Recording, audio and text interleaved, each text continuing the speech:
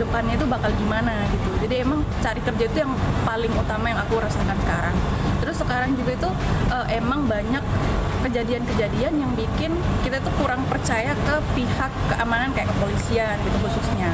Nah itu juga aku kadang merasa resah tapi nggak serasa cari kerja gitu. Utamanya soal makan bergizi gratis yang terlalu menjadi prioritas sehingga mengesampingkan aspek-aspek yang dinilai seharusnya lebih penting gitu. Menurut saya lebih penting seperti halnya pendidikan, kesehatan dan sebagainya yang itu malah menjadi aspek pendukung yang dimana harusnya itu bisa menjadi investasi jangka panjang. Perspektif saya sebagai anak dari keluarga PNS guru itu hal yang harus diperjuangkan dulu daripada memikirkan makan siang gratis. Bentuk kecemasan melihat situasi akhir-akhir ini diwujudkan dengan ungkapan kabur aja dulu. Ekspresi ini meluas di kalangan anak muda karena seperti tidak melihat harapan di tanah air. Bagaimana memahami ekspresi kecemasan generasi muda? Saya masih bersama Dr. Yorga Permana, dosen peneliti tenaga kerja Sekolah Bisnis dan Manajemen ITB yang menempuh pendidikan masternya di TU Eindhoven, Belanda dan pendidikan doktoralnya di LSI Inggris. Yorga, kalau kita misalnya melihat kecemasan anak-anak muda ini adalah soal kerja. Mereka sebenarnya yang ingin mereka lakukan adalah setelah sekolah mereka mau kerja apa gitu. Tadi Yorga sempat mengatakan soal satu ada situasi ekonomi dan kemudian situasi politik. Kenapa mereka kan begini, pembuat kebijakan itu paham betul bahwa sekarang adalah era sosial media. Dan anak-anak muda yang protes kabur aja dulu, ini adalah anak-anak muda yang terpapar sosial media. Kita lihat semua menteri punya akun media sosial. Dan sekarang dengan ada utusan presiden, ada staf sus yang juga memiliki follower jutaan, itu juga selalu mensosialisasikan acara dan kegiatan yang tentu ingin dilihat sebagai bagian dari yang bekerja. Mengapa ini tidak juga dianggap sebagai sesuatu yang menumbuhkan harapan bahwa pemerintah bekerja untuk rakyat, terutama generasi muda? Saya senang dengan anak muda yang kritis, Mbak. Kalau kita lihat di platform X, di TikTok, di Instagram, mereka menyuarakan aspirasinya. Itu yang kita butuhkan, Mbak. Karena civil society ini kan social control, memberikan kontrol kepada apa yang terjadi di pemerintah. Jadi justru ini sebuah angin segar, Mbak. Anak-anak muda justru lebih memperhatikan substansi daripada gimmick seperti itu. Jadi saya bukan orang yang anti dengan pencitraan gitu ya, Mbak ya. Jadi memang perlu public engagement, bagaimana menunjukkan bahwa pemerintah bekerja, tapi juga harus disertai dengan deliverable-nya dong, harus disertai dengan apa ya hasilnya dong.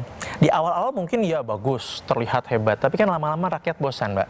Kok LPG naik, kok langka, kok kerjaan tetap susah gitu. Jadi artinya menurut saya bagaimana yang dicitrakan harus seimbang dengan apa yang dieksekusi seperti itu.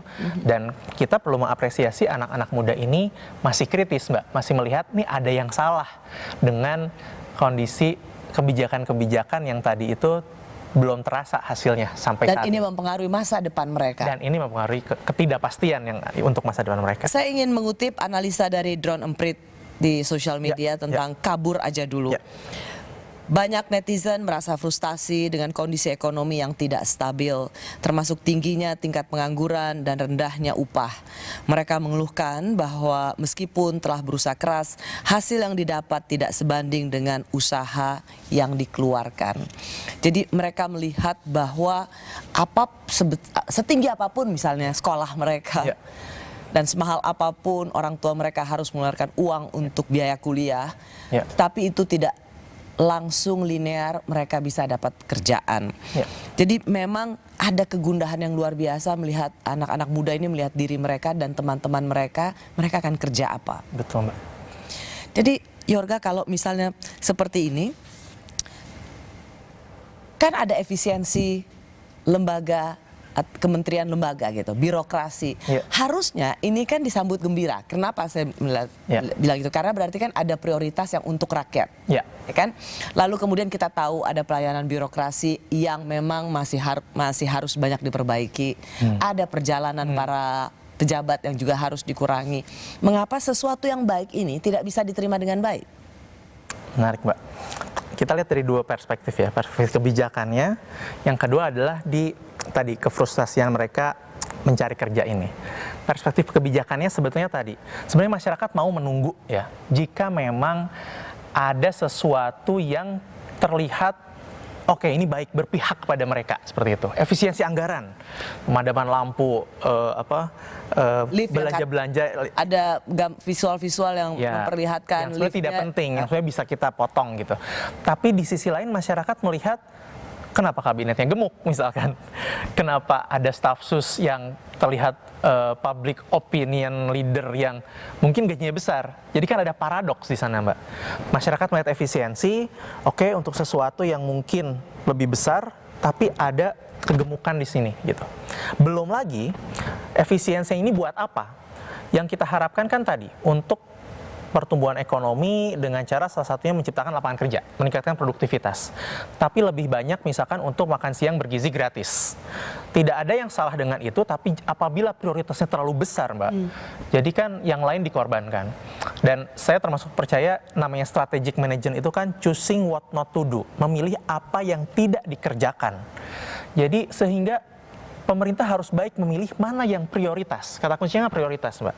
Kenapa prioritas hari ini bukan bicara tentang penciptaan lapangan kerja, meningkatkan standar hidup buruh, bukan berusaha menaikkan kelas menengah, tapi lebih kepada hal-hal yang sifatnya mungkin gimmick, yang mungkin hasilnya tidak akan terasa langsung kepada masyarakat. Anda pernah menulis di Kompas ya, dan mengingatkan soal lapangan pekerjaan Cipta kerja layak ya. Dan kemudian memang ini seperti apa yang sudah menjadi pengingat bagi banyak ekonom tentang Indonesia emas jangan sampai menjadi Indonesia cemas.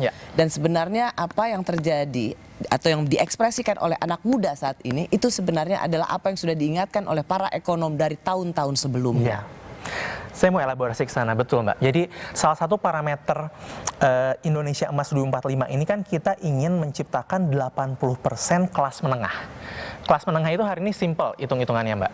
Jika pemasukannya 2 juta per kapita keluarga, itu kita masuk kelas menengah. Artinya kalau ada suami, istri, anak 2, kita butuh 8 juta rupiah untuk menghidupinya. Bisa jadi satu orang kira-kira 4 juta, suami 4 juta, istri 4 juta, seperti itu. Dan jumlah itu baru bisa dianggap hidup layak. Itu bisa kita sebut kelas menengah yang jadi penopang ekonomi Indonesia. Kita ingin nanti di 2045, kalau kata rencananya pembangunan Bappenas ini 80%, Mbak. Bayangkan 80% masyarakat Indonesia pemasukannya seperti itu. Itu cukup menurut saya. Tapi hari ini, waktu saya nulis 2 tahun atau 3 tahun lalu, itu angkanya 21%, Mbak. Kelas menengah kita. Jadi hanya 21% masyarakat Indonesia yang pengeluaran atau pendapatan per kapitanya, anggap dia nggak punya tabungan ya, pengeluaran dan pendapatan sama. Itu 2 juta rupiah. Jadi tadi 8 juta lah satu rumah tangga. Hari ini turun, Mbak. Kemarin cukup viral, kelas menengah turun. Sudah divalidasi oleh BPS, datanya betul, itu valid gitu ya. Hanya 17%.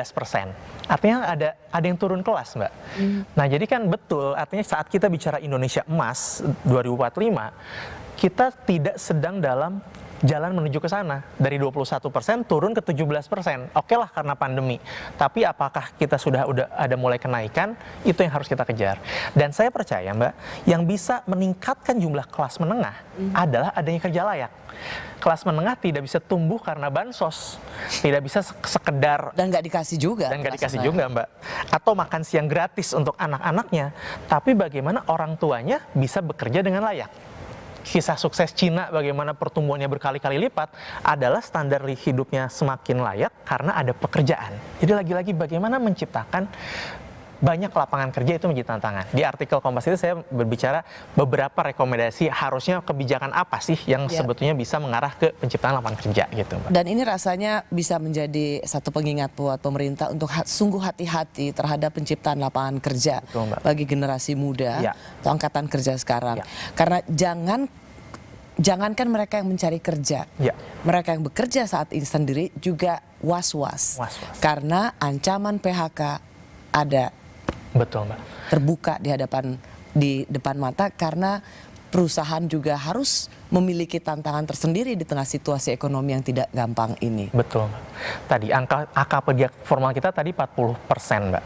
Kan kita harus sepakat bahwa kerja yang baik itu kerja yang layak tadi kan. Bukan hanya bekerja, tapi jangan ada kewas-wasan. Mereka bisa dipecat kapan saja. Misalkan ILO itu, International Organisasi Buruh, dia bikin parameter kerja layak itu apa? Tadi ada kenyamanan, security, ada safety net, ada social protection, asuransi, BPJS dan sebagainya. Ada kebebasan berserikat. Ada waktu kerja yang tidak eksploitatif sampai malam, nggak lembur sampai jam 9 malam. Jadi parameter kerja layak itu kan banyak, Mbak. Pertanyaannya, kerja kita hari ini sudah layak belum? Gitu kan. Itu yang menjadi kegelisahan lagi frustasi anak-anak muda. Kalau saya kembali ke soal misalnya kabur aja dulu, ini kan sebenarnya Ya. tidak melulu di Indonesia. Ya. Tahun lalu kalau nggak salah di Selandia Baru ada. Ya banyak pekerjaannya pindah Betul, untuk Mbak. mencari pekerjaan baru, dan destination mereka adalah Australia. Loncat ya. Apa yang membedakan para pekerja di New Zealand yang ramai-ramai meninggalkan tanah airnya dengan banyak ekspresi kekecewaan generasi muda kita yang ingin kabur dari tanah air? Sebelum bicara perbedaan, kesamaannya dulu kali ya, Mbak. Kesamaannya adalah memang hari ini krisis ekonomi global terjadi. Ekonomi lesu di mana-mana, nyari kerja susah. Sehingga kesamaannya adalah memang sama, anak muda frustasi, susah cari kerja, akhirnya pengen kabur. Perbedaannya apa? Perbedaan pertama memang New Zealand ini paspornya kuat. Jadi seingat saya nomor 6 atau di 10 besar lah paspor yang kuat. Ke Eropa bisa tanpa visa, ke Inggris bisa tanpa visa, apalagi hanya ke Australia. Jadi mereka berbicara kabur aja dulu, ya kaburnya juga gampang. Yang kedua juga memang lulusan pendidikan tingginya, Mbak, itu lebih dari 30%. Indonesia ini tenaga kerja kita lulusan pendidikan tinggi hanya 12 atau 13% saja. Jadi artinya kan kabur aja dulu bagi warga New Zealand cukup lebih realistis lah ya. Mereka bisa kabur dengan kebebasan paspor mereka, kekuatan paspor mereka, dan skill mereka gitu. Indonesia ini masih jauh. Tapi nanti kita bisa bicara bagaimana kabur aja dulu versi Indonesia ini gitu ya. Persamaannya adalah di semua negara memang sedang frustasi. Lesu ekonomi, Amerika juga begitu. Ya. Banyak negara menghadapi tantangan yang sangat tidak ringan. Ya. Tetapi perbedaannya kabur aja dulu Selandia Baru, mereka bisa dibilang kesempatannya lebih besar. Lebih besar. Betul, Baik. Pak. Ada tantangan dan persoalan di dalam negeri, tapi apakah kabur aja dulu jadi solusi? Kami kembali saat lagi.